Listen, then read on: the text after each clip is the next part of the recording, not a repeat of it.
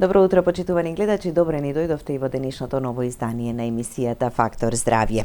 Секој ден човекот вдишува повеќе од 20.000 пати. Тоа е процес за кој речиси никогаш не размислуваме се додека дишењето не стане тешко. Токму тогаш сваќаме колку се важни белите дробови и колку нивното здравје влијае на целокупниот квалитет на животот. Како да го заштитиме здравјето на белите дробови? Кои се најчестите симптоми? Кои се симптомите кои не смееме да ги игнорираме? Кога да се обратиме на лекар? Кои се најчестите белодробни заболувања и каков е нивниот третман? На оваа тема утрово разговараме со доктор Гоце Бузалков, специјалист интернист, субспецијалист пулмоалерголог од специјализираната болница за белодробни заболувања и туберкулоза Јасеново. Установа со долгогодишна традиција во дијагностиката и лекувањето на респираторните заболувања. Добро утро, доктор Гоце, и добре ни дојдовте во Фактор здравје. Добро утро. Ви благодарам на поканата и се надевам дека денес во тоа време што ќе го посветиме на нашите гледачи, ќе допринесеме за да го зголемиме нивното сознание за нивното здравје, како се сочува, како тие што веќе се болни да го одржуваат нивото на здравјето или да го подобрат или да превенираме понатамошно некое си ново заболување. Така. Многу важна тема и многу важни пораки ќе испратиме. Многу ми е драго што имаме доктор од Јасеново кој што ни гостува во Фактор здравје и ви благодарам што ја прифативте и поканата. Омилен доктор меѓу пациентите. Па со оглед дека огромен број, а тоа и во разговорот со вас го почувствав, па затоа и ќе си дадам за слобода и да ви го честитам роденденот денеска, среќен роден ден, да продолжите и понатаму уште многу години да го давате најдоброто за пациентите. Па максимално колку што може да се продолжува, ќе продолжам уште 4 години до 67, после рекоа и до 70 ако не служи паметот, така да се надевам дека уште 7-8 години ќе можам на моите пациенти да им помагам, кои што не се само од Велес, туку се од целото Поврдарје, од речиси половина Источна Македонија, Берово, Пекчево, Виница, Кочани, од секаде доаѓаат пациентите, се воспоставуваме комуникација и пробаме со текот на годините да подобриме нивното здравје и до сега имаме доволен успех. Да. Така да и мислам дека многу од нив емисијава ќе гледаат сега и ќе бидат уште позадоволни. Така, да, и токму и затоа сакам да го искористиме и моментот малку повеќе да позборуваме и за специјализираната болница Јасеново. Сме слушнале, ама докрај дали знаеме се за ова. Ќе погледнеме блок реклами, па ќе продолжиме со разговорот. Останете со нас, почитувани гледачи, следете не до самиот крај, повелете, јавете се, поставите прашање за проблемот кој што во моментов го имате.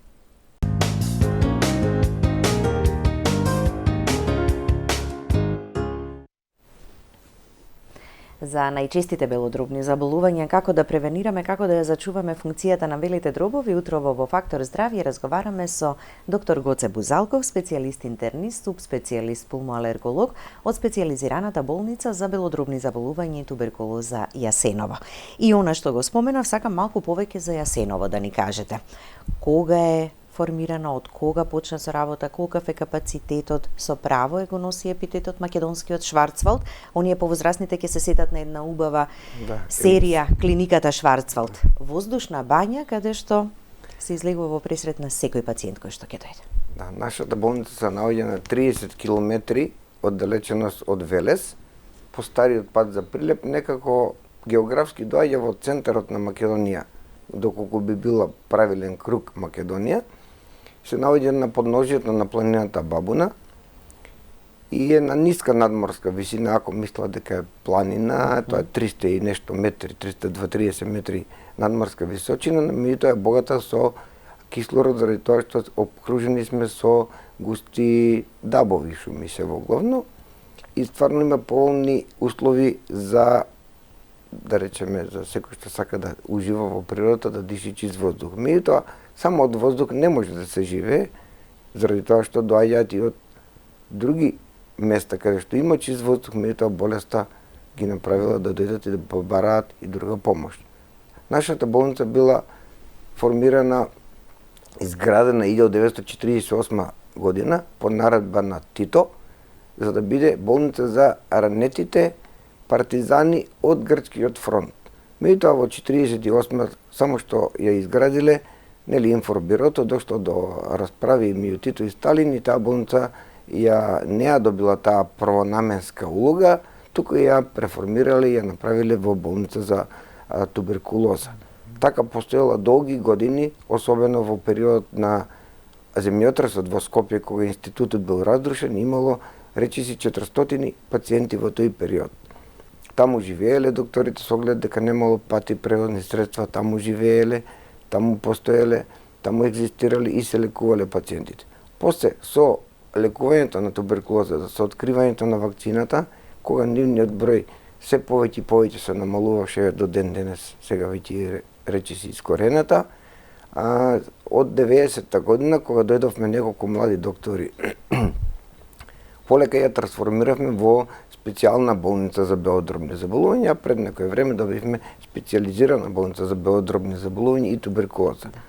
Терминот туберкулоза си остана, меѓутоа не се третира току овде на институтот во Скопје, така си се... Таква туберкулоза класична како што имало порано не постојат веќе, многу ретко се наоѓаат случаи, дури ако откриеме некој сомнителен ги праќаме во институтот за ТБЦ во Скопје, каде што се врши понатамошно испитување и евентуално лекување. Така, исклучиво специјализирана за респираторни, за белодробни заболувања.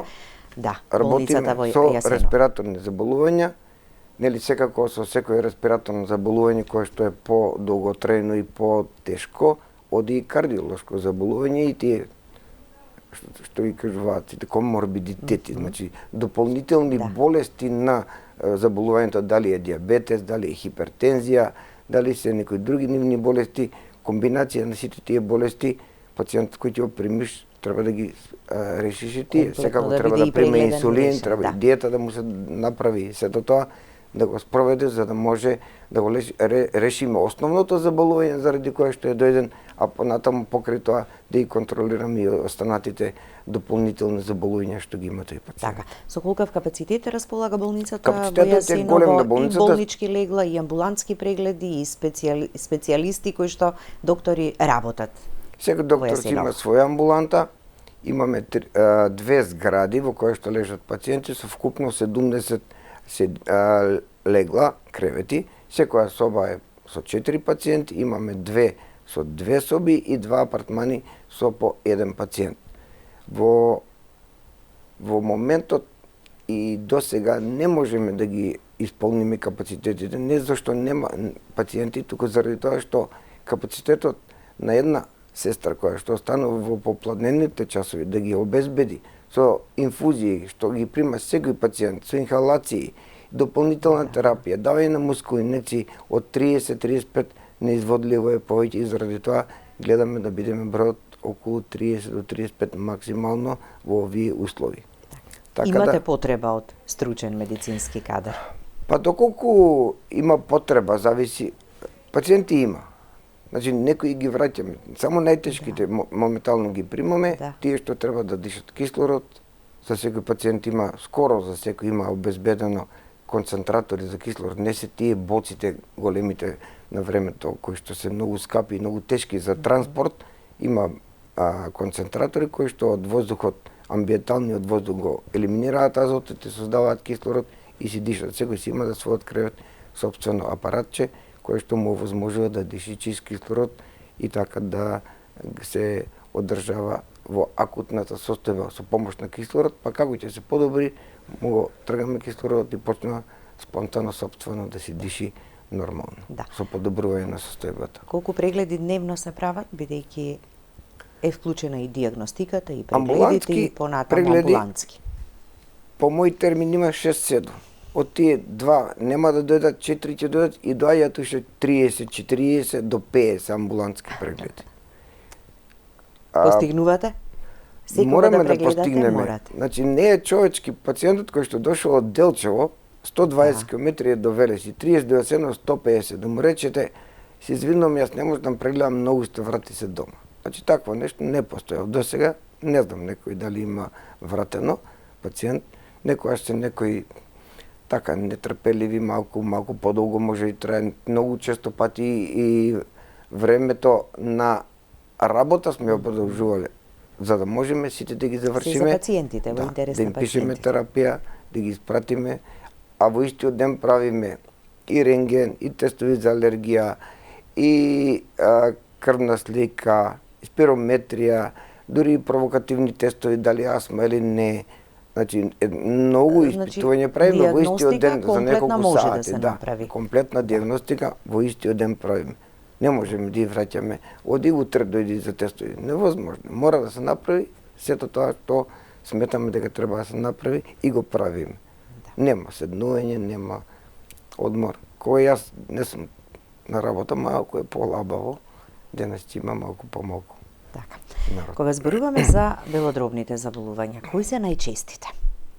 Најчестите колку се и често застапени кај да. популацијата? Како резултат на епидемијата на пушењето, кое што ја мислам дека Македонија, Грција, Турција, Балканот е како епидемија на пушење, пушат од деца мали до возрастни, едната причина морам да спомнам дека е таа. И не е тоа новинарски да кажувам, туку кажувам од искуство дека пушењето на цигари е една од главните причини за добивање на хронични бронхити, а после тоа со текот на времето, со влошувањето на состојбата кај пациентот доаѓа и до појава на ХОБ, хронична обструктивна белодробна болест, која што е покомплексна, после ќе објасниме на кој начин се случува тоа.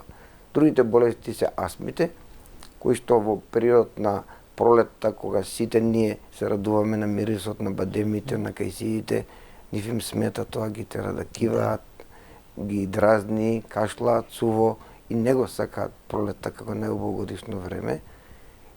Третото е пневмонии. Пневмонии кои што ги имаше доста често во текот на зимскиот период, наречено тие што требаше да се вакцинираат, а не се вакцинирале и дозволиле тој намален имунитет да се заболи од пневмонија, која што е исто така сериозно заболување.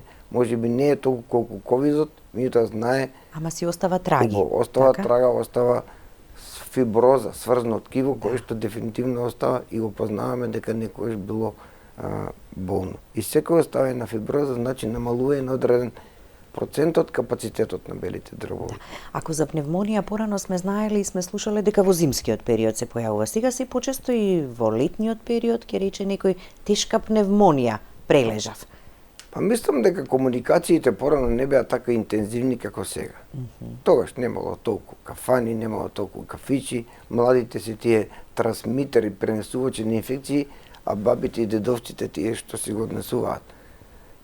Знаат да го преболат малите со како мала настинка, истиот тој вирус ки постар човек кој што е заболен од диабет или хипертензија или мозочен удар, знае да предизвика потешко заболување како пневмонија или влошување на постоечката некоја си болест, например бронхита кој има или така натаму.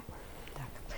Главните ризик фактори или причините за нарушување на функцијата на белите дробови, загадениот воздух, пушењето од цигари, но и ред други кои доаѓаат во предвид. Генетскиот фактор и што се друго влегува во овој. Секогаш кога почнуваме со прегледот, нели даваме анамнеза. И имате ли татко, мајка, баба или за имам еден користеше помпици. Значи имаме генетска преиспозиција, склоност кон афинитет за добивање на белодробни болести. Почнува можеби со астма прво, како кашлица, сува и така натаму. Втората причина е, рековме, упорното пушење. Пуши 50 години по 40 цигари на ден. Невозможно е да не дојде до некој оштетување на белиот дроб и од челик да е направен. Атмосферскиот воздух. Оваа година толку многу не се зборуваш. Меѓутоа, присуството на автомобилите, присуството на чадот, присуството на индустријата или на работното место, хемикали, сето тоа доведува до дополнителна иритација, до надразнување на белодробниот систем кој што се манифестира со кашлица. А и кога со години ќе се таложи сето тоа малку по малку? Секое навлегување на тие штетни материи, потенцијално штетни, доаѓа до реакција на организмот. И тука настанува војна на ниво на бронхите, каде што се ослободуваат медијатори, супстанции како хистамин, брадикинин, леукотриени, интерлеукини. Сите тие супстанции прават едно црвенило, едно воспаление. Тоа не е инфективно, не е бактериско или вирусно, туку е хемиско воспаление. И тоа доаѓа до стеснување на бронхите, затоа тие тешко дишат.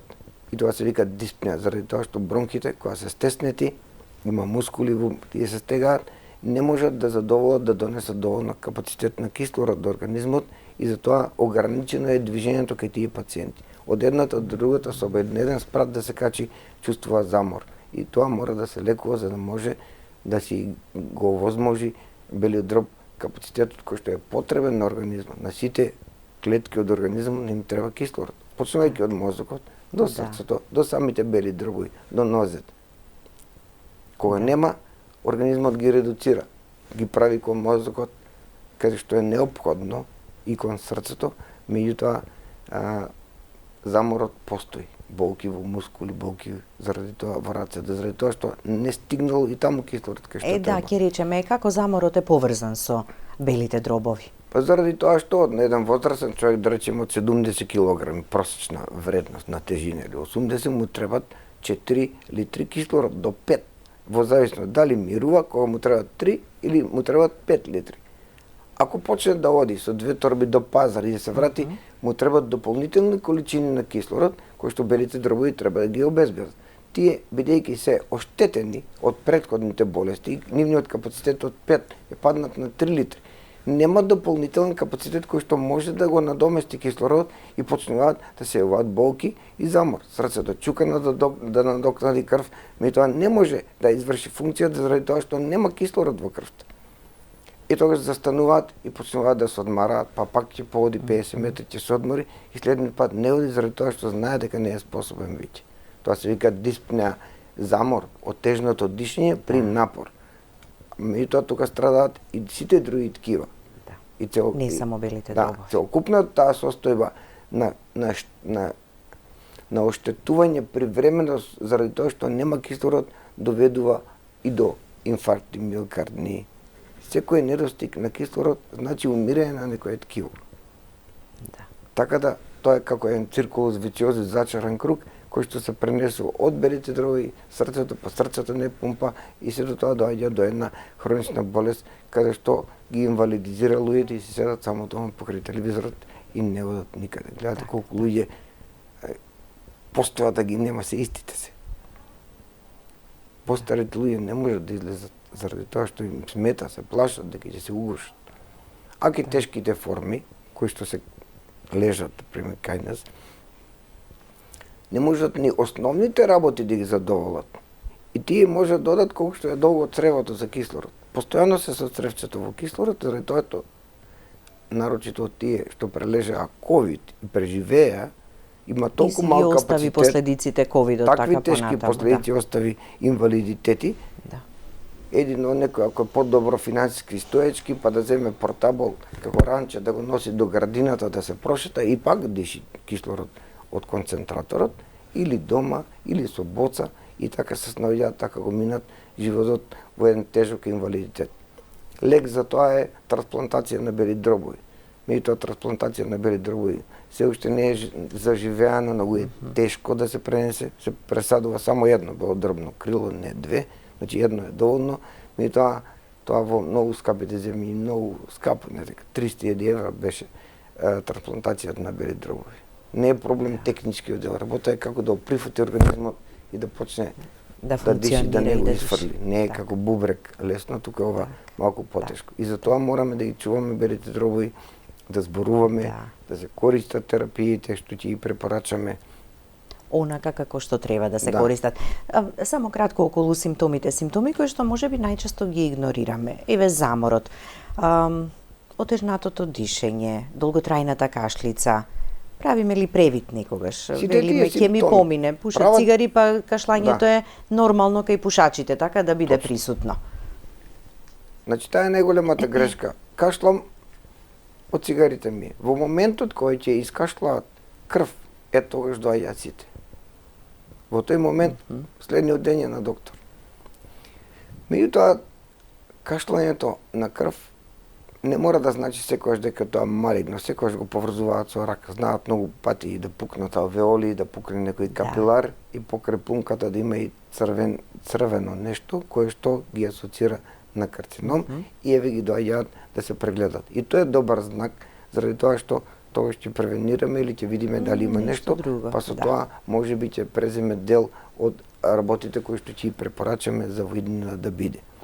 упорна кашлица која што трае подолго, не мора да биде нели карцином, може да биде и астма, може да биде алергија на некои си надвршни фактори, дали е дерматофагоидез домашниот крлеш или е, гледате се повеќе луѓето живеат, децата нарочито со домашни животни. Мачката е многу алерген. Мачката е најалергеното животно што постои, таа што се лиже, нејзината плунка испарува, детето ако вдиши, ако алергично, знае да даде чешење на носот, кивање, затнување на носот и сува надразнителна кашлица. Многу често и нафрлување.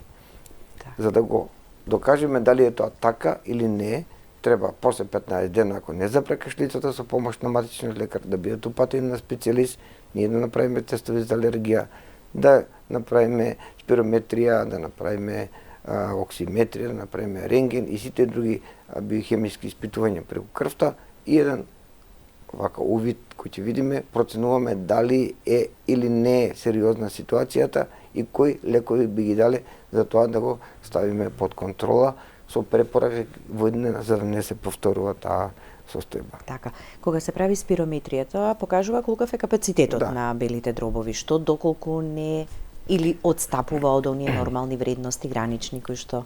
Па знаете, многу сите вработени треба да правиме нели редовен систематски преглед. Да. И секогаш спирометријата е вклучена тука. Права спирометрија, и тоа спирометријата е малку индивидуална, зависи од расположението на пациентот. Треба да е многу добро спремен за да земе правилно воздух, да издиши, долго да трае дишењето, за да биде кривата, нормата исполнета. Некои пациенти дишат убаво и многу често ќе ми пратат. Ме прати, а спирометријата не ми била добра за никаде. Кој ќе го слушнам, ќе направиме правилна спирометрија, ќе видиме дека тој пациент навистина нема тегоби и си оди среќен и задоволен дека ништо не му било. А тие што имаат уште под дишењето се познаваат дека не може да дувне. Некој им вика кога пациентот ќе дојде, така не може, кај вас. Не може. Под 50% од сите капацитети, тие тешките што дишат, не можат ни минимално да покажат таму дека дувнале, и тогаш веќе имаме проценка дека тоа е од потешката форма и ги хоспитализираме, лежат во болница 10 на 15 дена дека помине акутната фаза, па со помош на инхалаторна терапија која што ќе припишеме за во домашни услови, да ги одржаваме во живот и малку поквалитетен живот, колку тоа лежење во кревет и дишење со кислород. Да. Дали покачената телесна тежина тука е еден од факторите кои што влијае? Па мислам дека после цигарите покачената телесна тежина многу влијае. И сега малку е чувството кога ќе им кажеш за телесната тежина, нарочито ако е жена, како да ги вреѓа, како да се увредени од таа состојба што ја констатирате, а постои, заради тоа што големиот стомах прво ја дига диафрагмата и не дозволува белите дробови да се наполнат со воздух, туку дишат со помошната мускулатура и после ги боли, па мислат дека имаат рак или срцето дека ги боли. Второ, ако за спирометриски, нели рековме према години, возраст, пол, треба да дувне 4 литри, ако е 120 кила пациентот или пациентка или 150 кила има идат пациенти, таму покажува 8 литри. Не може од ниеден начин да донесе толку кислород белиот дроб за да ги снабди сите тие ткива со кислород за да може тој да се движи, мобилен да биде. И фактички самата дебелина е инвалидитет, а дополнително прави диспнеа, отежнато дишење, нарочито па ако се болни. Самата тежина прави гонартроза, воспаление на колената, па на колкот. Секогаш дебелина дава диабетес, било која форма, многу често, па хипертензија е како база за развој на многу хронични болести. Така. Ќе погледнеме уште еден блок реклами, па ќе продолжиме со разговорот. Останете со нас до самиот крај.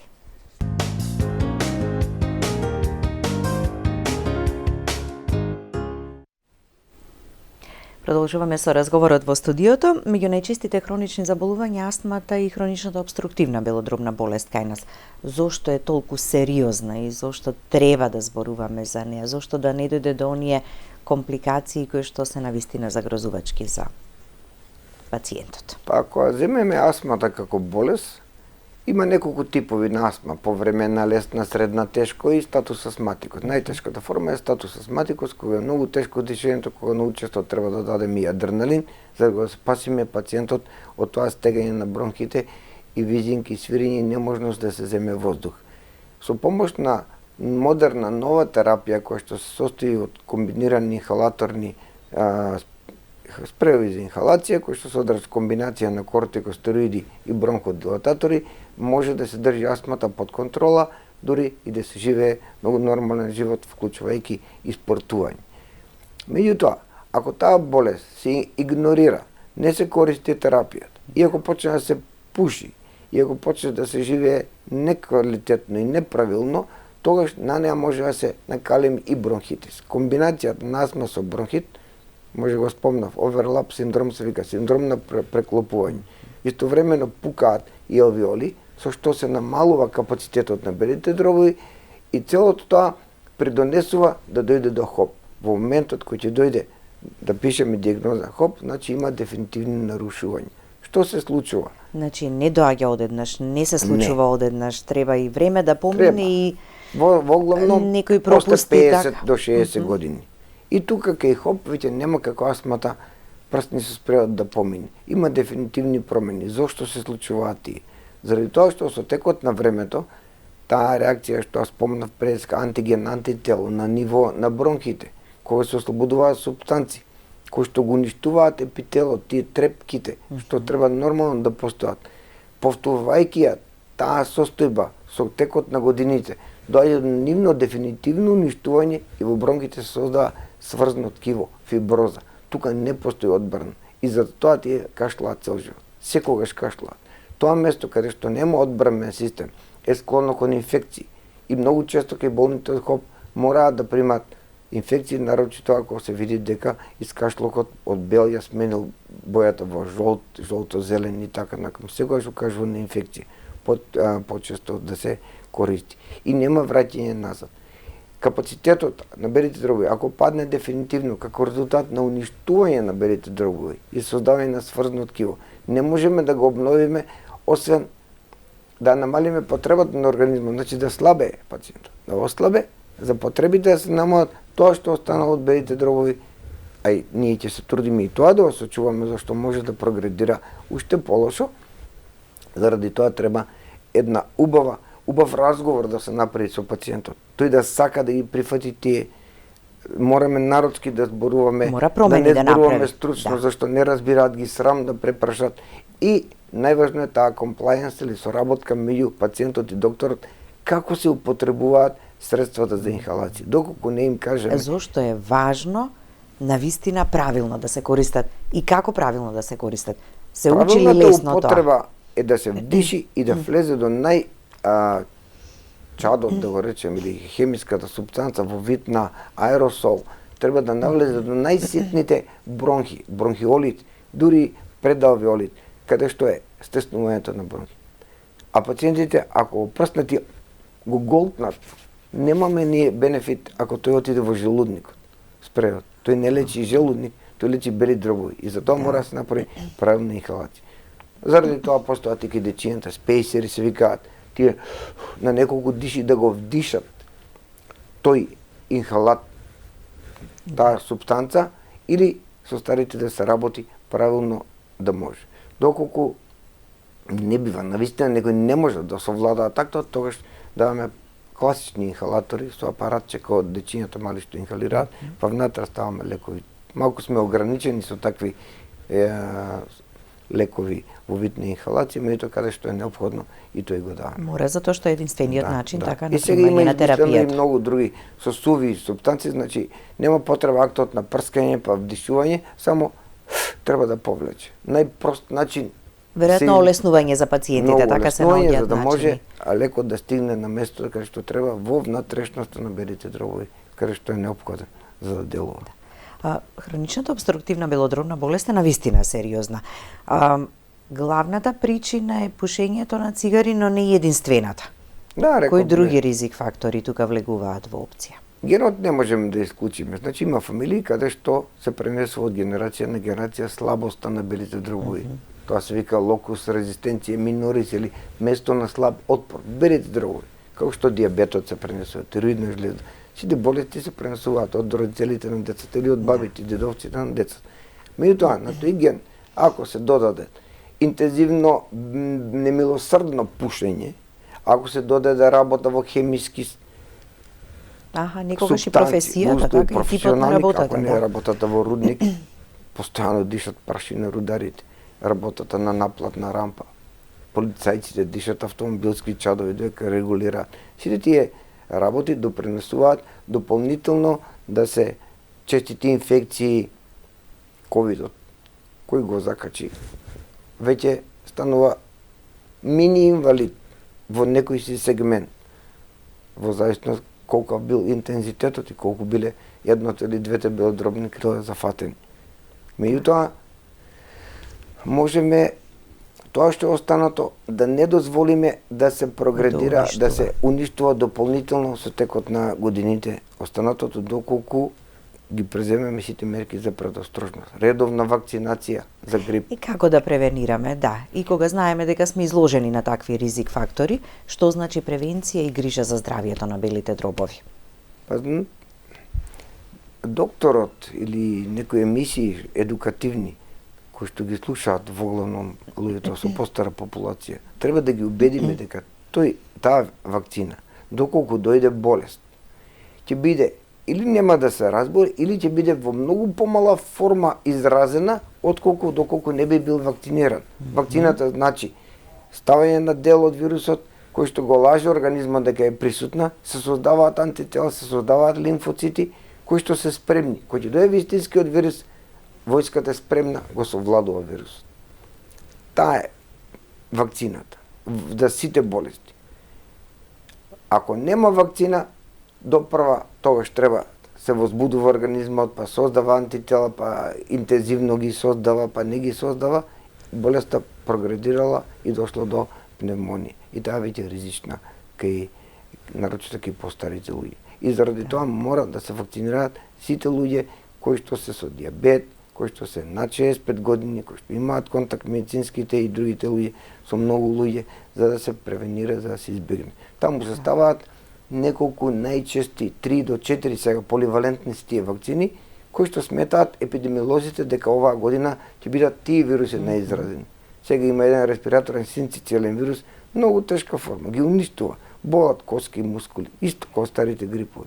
Ама, фала Богу, не се како ковидот што беше. А кај пациентите со хронична обструктивна белодробна болест, дополнително покрај вакцинацијата за грип, нели кога веќе ќе дојде периодот на вакцинирање, дополнително секогаш треба да имаат во предвид да се вакцинираат и вакцина за стрептококи, за стафилококи има најчестите кои што се има едни комбинирани капсули како Респивакс, Бронховаксом, кои што содржат лушпи од најчести 7 бактерии кои што предизвикуваат заболување. Пиејќи и тие секој месец се пијат по 10 капсули, се создава еден на истиот принцип имунитет, само овде према бактерии, не према вируси. Така да може да биде заштитен и од тоа. И најважно од се маската. Значи маската не може болен човек од диабет, постар, да му диши во уста некој болен кој што е настинат, му пренесе од директно болесно ги ја пренесе, да. Имаме гледач на линија пред самиот крај, да го слушнеме. Добро утро, повелете. Дали сте се уште на линија или пак се исклучи гледачот? На крајот сме, доктор Гоце, препораката само во збор 2 или во една реченица до буквално сите нас и сите оние кои што не следат. Како да се грижиме за белите дробови? Треба да ги чуваме. Секоја супстанца која што им смета, почнувајќи од пушењето, да се елиминира или да се намали на најмало ниско ниво, да се користи секој момент, има тренд добар за движење во природа, да се дише воздух. Оптимизмот, исто така, психолошката состојба многу влијае на имунитетот. Среќата на луѓето значи зголемена одбрамбена моќ. Секој депресивен, секој тажен момент, паѓа имунитетот. Заради тоа што се зголемува нивото на кортизол, а тоа го намалува имунитетот и сме склонни кон заболување. Значи, движење во природа, смеење, да не се агресивно, да не се трча по пари. Так. И да го користиме секој момент да одиме на чист воздух. Секако. Вие секојдневно со голем број пациенти, ама барем дишете чист воздух која се и ново. Ако излеземе надвор, ама немаме време да излеземе. Немате време, да, ама и тоа малку што ќе како го искористите е доволно. Флегов воздух, така ми викаат. Да. Во ред, и пациентите треба да си користат препишаната терапија. Да, Не до моментот кој ќе поминат главните симптоми. Тој се користи и во состојбата кога веќе привремено дојдено до подобрување како резултат на инхалаторна терапија, се продолжува во помали дози. Нема биорасположливост, тие средства инхалаторни, значи не навлегуваат во организмот, не му штетат на развојот, дури и дете да е. Така да нема потреба да се плашат.